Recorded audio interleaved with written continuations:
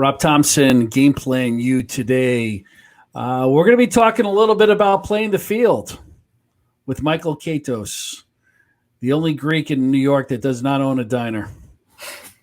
You see, you're sorry you told me that now, aren't you? How you doing, Mike? I'm doing great. Thanks for having me on. It's a pleasure. Oh, absolutely. So I'm going to throw the name of there's your website right there, playthefielddating.com. Talk about it. How'd you come up with the idea? Yeah, so as with many people my age, I've used my fair share of dating apps, online dating apps, and for quite a bit, I always look for different ones to try out. And me being a huge sports fan, one day I decided, hey, let me look up if there's one that's for sports fans. Went into Google, and I couldn't find anything, or the only ones I did find were the ones that were just like the template with just a saying, for sports singles, and it wasn't actually a catered dating app. So, I bounced the idea around my head. At that time, I was also dabbling into learning a little bit about coding and web development. So I just bounced around the idea in my head for a second. And in about 10 seconds, I came up with the name, Playing the Field, and went online just to see if there was a, availability for it. And sure enough, there was, so I decided to work on that. So it was really just, a lot of brainstorming for a couple of years, actually. I did end up meeting my wife a month after I came up with the concept. So it wasn't really, that solution wasn't immediately needed anymore after I met my wife, but right. I still wanted to come up with that solution for all the other people that are struggling. And, I noticed that all the other apps, you could either put in very little hobbies or interests, and very little filtering unless you paying a lot of money for it. And in the grand scheme, I never really thought of sports as an interest anyway, because I thought it was more of a lifestyle.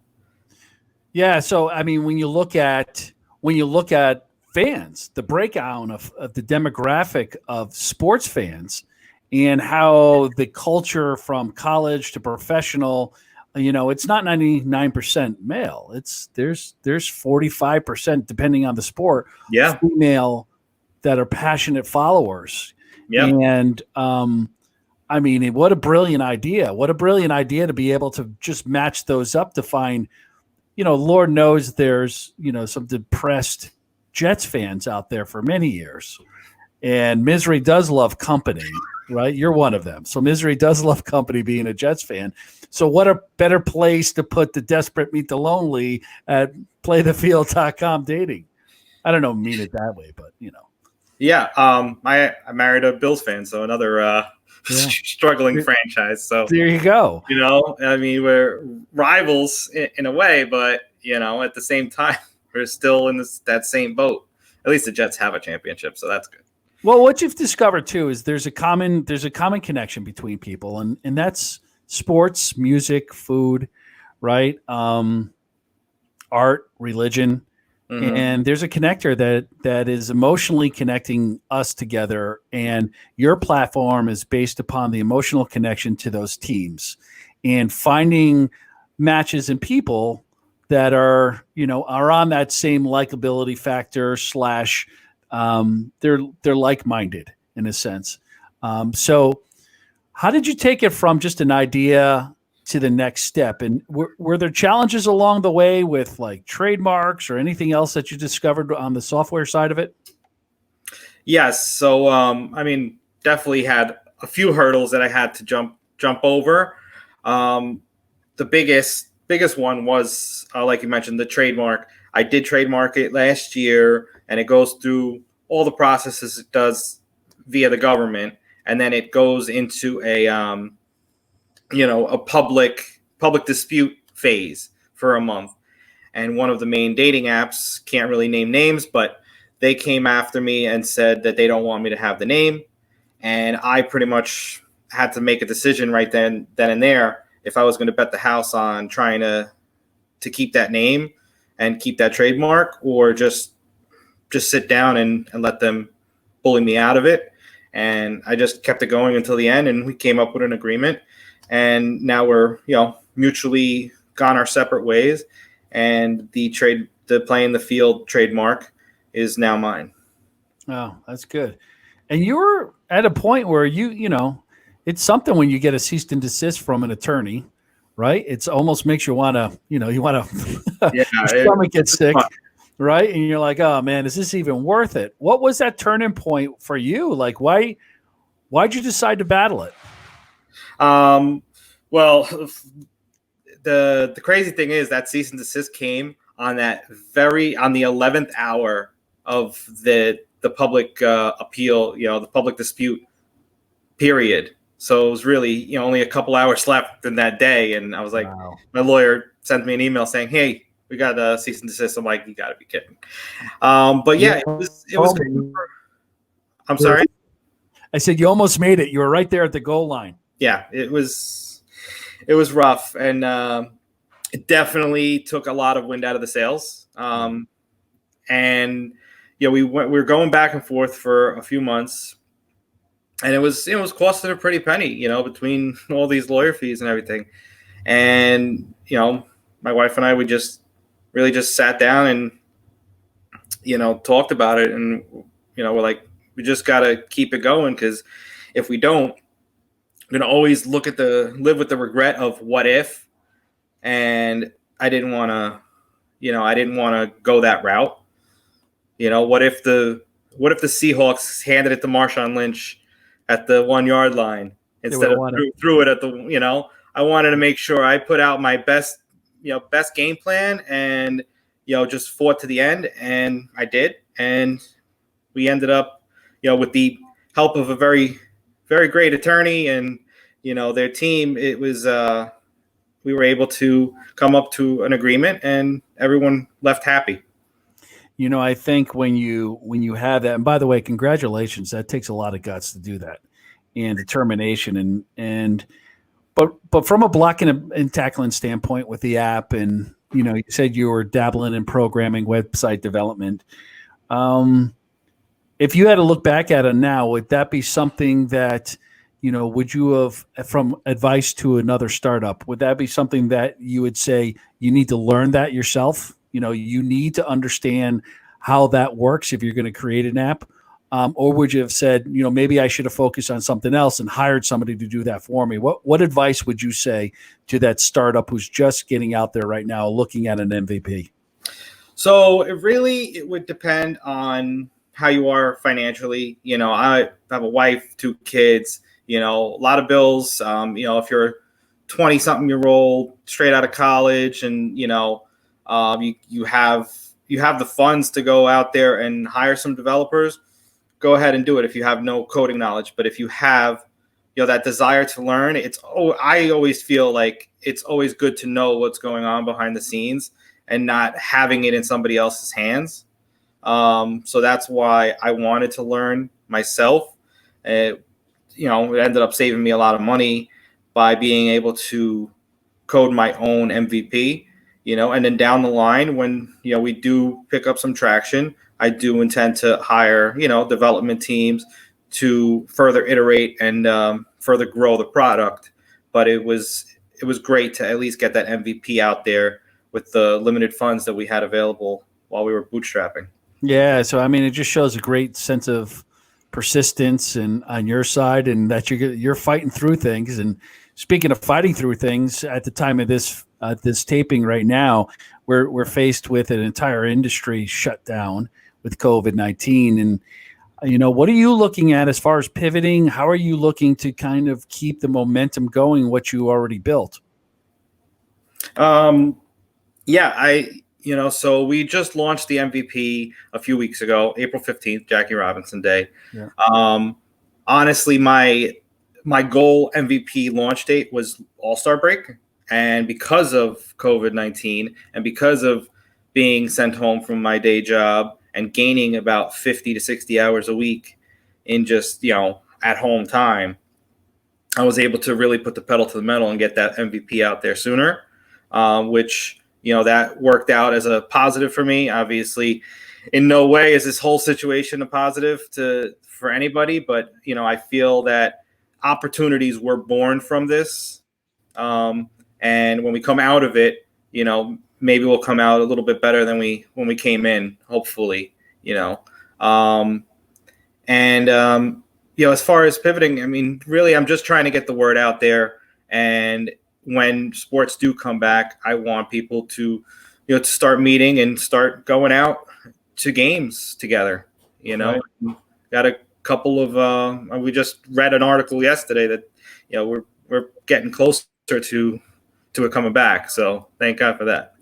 What is it that you, well, first of all, let me ask you this question. I had two questions in my mind and they blocked each other out, but so talk about the app, talk about the journey. If I'm going on, if I'm registering, is it the first part free? So I get set, I could register, I could create a profile. Is there a premium fee? Is there a subscription? How does it work? Yeah. So it's, right now it's 100% free while we're still in the beta stage. You would go on. It's available for anybody to sign up. Anybody in the U.S., I should clarify. And you can go on there. You set up your account. You put in at least one favorite team, and you put in a photo and your normal gender, what you're interested in, and your age and everything.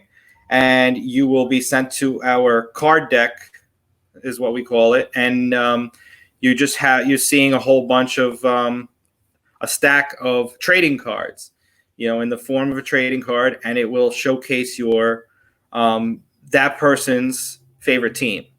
So if they're a Jets fan, you're going to have a green and white card in front of you, and then you could say you could pass or you can like, and then go move on to the next one. You can also click on the bottom right, and it flips to the back of the card and shows their more detailed stats and all the rest of their favorite teams as well.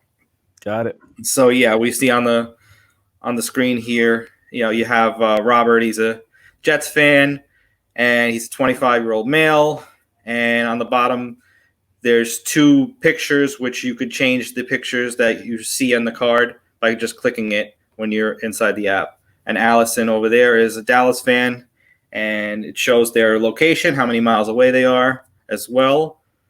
And you just it's right there, front and center. You don't have to. Girls don't have to wear a jersey if they don't feel comfortable wearing a jersey. They could show their favorite picture, whatever showcases them the best and what they look the best in.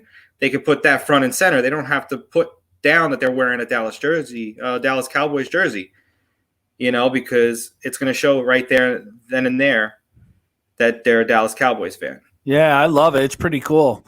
Is there Cowboy fans in New York? I wasn't. Oh, there's a lot of Cowboys fans in New York. Well, they were all of us that grew up in the 70s became Cowboy fans, when they were relevant.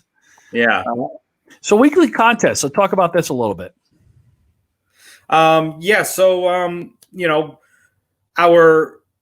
Our goal was when sports come back, we want to send people to games, ideally, and give them merchandise, and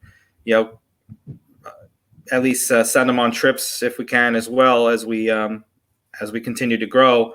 Maybe some all-star games and Super Bowls we hope for, but definitely tickets every week, trying to get a couple people to go to games, and gift cards if there's no games going on. Like right now, we're giving away some gift cards, and fan apparel. Anything a sports fan would like.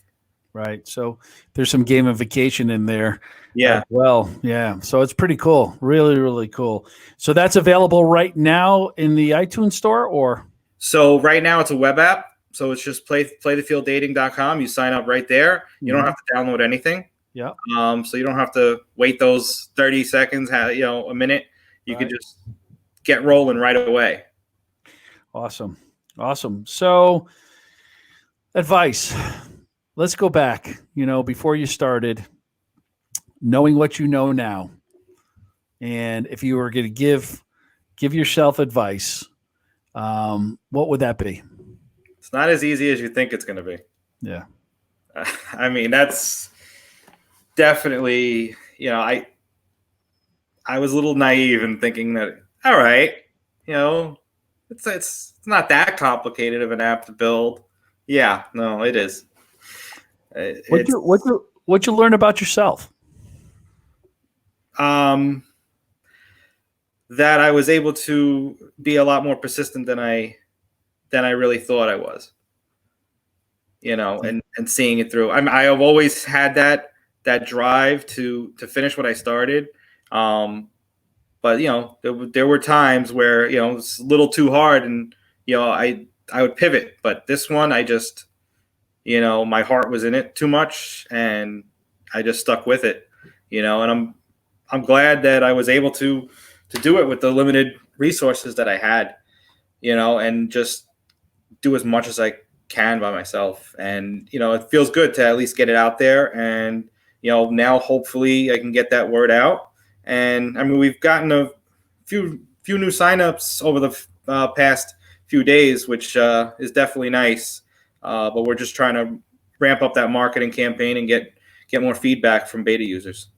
Yeah, I mean it's always a work in progress, but during this time is being an entrepreneur now, you kind of look at things a little bit differently than you did when you work for somebody, right? And you realize it's not as easy, and you respect that a little bit more. Do you find that you're waking up every morning like a little bit jittery, a little bit excited, a little bit nervous, and like what's next? But that it's on you, right? This whole thing is on you. It's not a boss. It's no one else's excuse. It's yours. It's on you now. So how do you handle that every day?